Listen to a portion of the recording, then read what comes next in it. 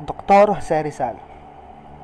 Si Dr. Jose Rizal ay ang pambansang bayani ng Pilipinas na lumaban sa mga Kastila sa pamamagitan ng kanyang mga nobelang Noli Me Tangere at El Filibusterismo noong panahon ng pananakop ng Espanya sa bansa. Andres Bonifacio. Si Andres Bonifacio ay isang Pilipinong revolusyonaryo at bayani na nagtatag ng kataas-taasan kigalang-galang na katipunan ng mga anak ng bayan o KKK o Katipunan. Isang lihim ng lipunan na nakatuon sa pakikipaglaban sa mga Espanyol na sumakop sa Pilipinas. General Antonio Luna. Si General Antonio Luna ay ang itinuturing na isa sa pinakamatapang at pinakamagaling na general sa panahon ng Rebolusyong Pilipino. Isa siya sa pinakahinahangaang bayani ng Pilipinas.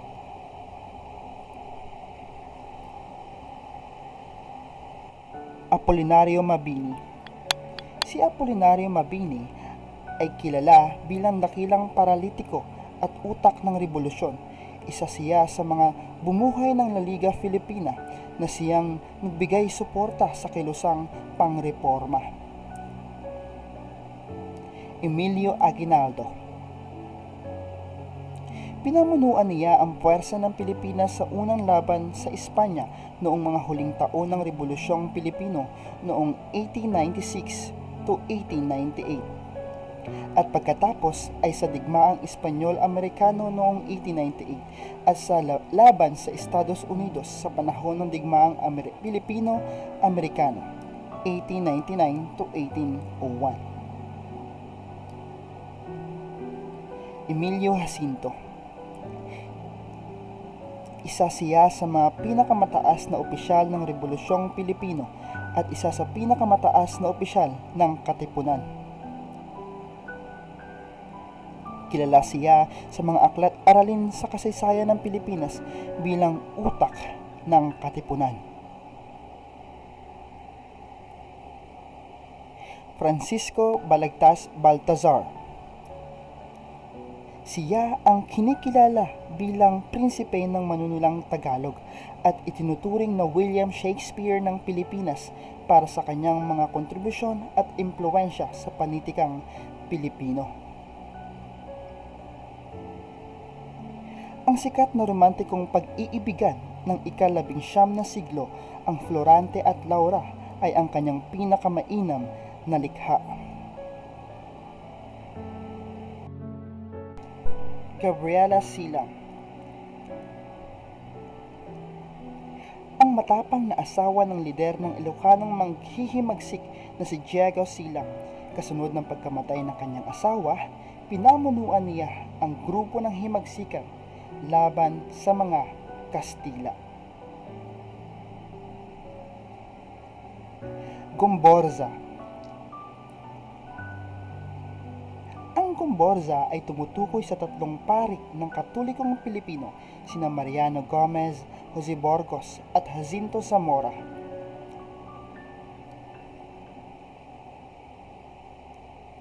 Na pinatay noong ika-17 ng Pebrero taong 1872 sa bagumbayan ng mga kolonyal na otoridad ng Espanyol sa paratang ng pagpapabagsak na bunga ng 1872 Cavite Mutiny.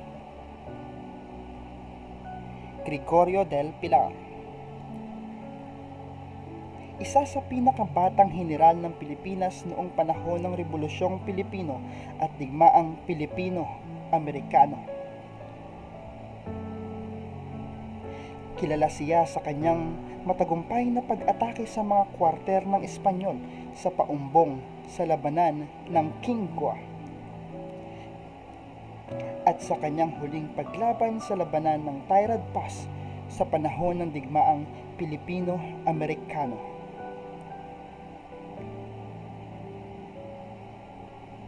Josefa Yanes Escoda. Kilala bilang lider ng sibiko, tagapagturo at tagapagtatag ng Girl Scouts of the Philippines. Sa panahon ng pananakop ng Hapon, siya ay pinatay sa hinala ng pagiging isang taga-simpatya ng mga guerrilla.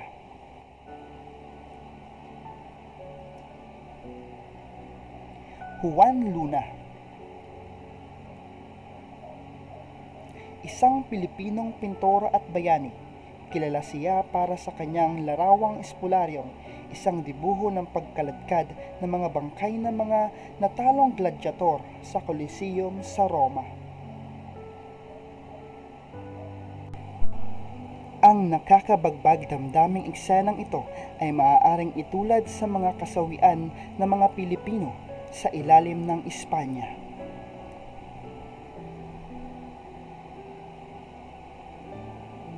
Lapu-Lapu,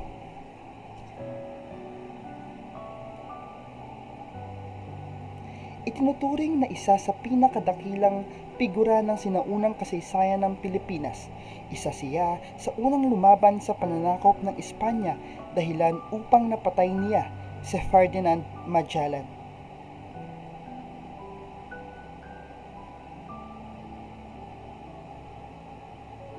Manuel L. Quezon, kilala bilang ama ng wikang Filipino, tinagurian ding ama ng Republika ng Pilipinas.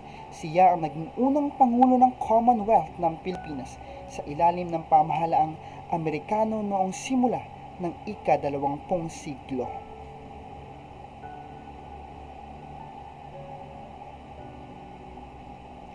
Marcelo H. del Pilar,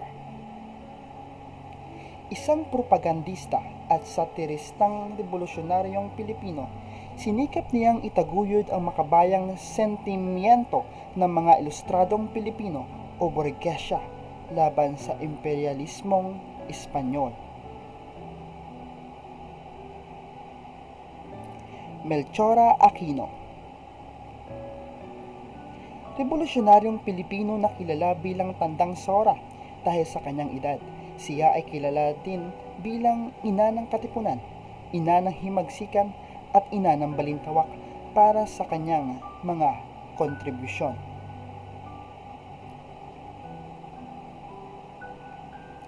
Miguel Malvar, kilala bilang huling Pilipinong general na sumuko sa mga Amerikano. Matapos mahuli si General Aguinaldo, siya ang naging bagong commander-in-chief ng mga puwersang Pilipino.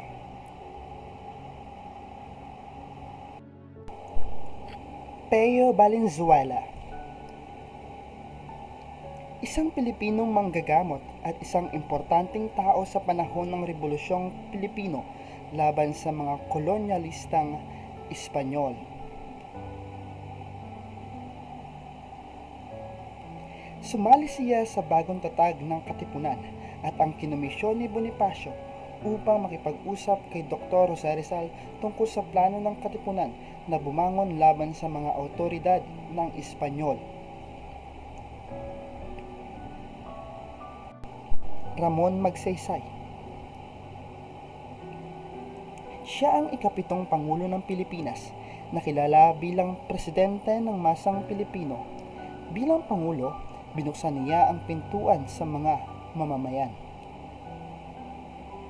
kung saan sila ay binigyan ng pagkakataong lumapit sa kanya ng direkta at bigyan sila ng higit na kalayaan upang ipahayag ang kanilang pagdurusa. Magpahanggang ngayon, ang kanyang pamumuno at kabutihan ay ang mga katangiang hinahanap ng mga Pilipino para sa isang lider. Teodora Alonzo, si Teodora Alonzo ang ina ng pambansang bayani ng Pilipinas na si Jose Rizal. Bilang unang guro ni Rizal, nagkaroon siya ng malalim na impluwensya sa kanyang pag-unlad at naging inspirasyon siya sa pagkuha niya ng medisina. Bilang ina ng isang itinuturing na kaaway ng mga awtoridad ng Espanyol, si Teodora ay madalas na nagiging target. Sumama rin siya kay Rizal sa pagkatapon nito sa dapitan.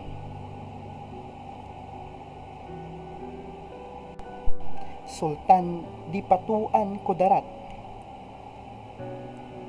Siya ang ikapitong sultan ng Maguindanao mula 1619 hanggang 1671. Sa panahon ng kanyang paghahari, matagumpay niyang nilabanan ang mga pagsalakay ng Espanyol at hinadlangan ang pagkalat ng Katolisismo ng Roma sa isla ng Mindanao.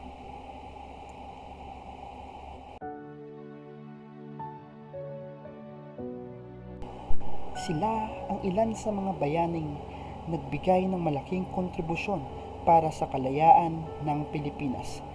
Kaya't huwag natin silang kalimutan at patuloy na pasalamatan sa mga naging kontribusyon nila para sa ating bansa.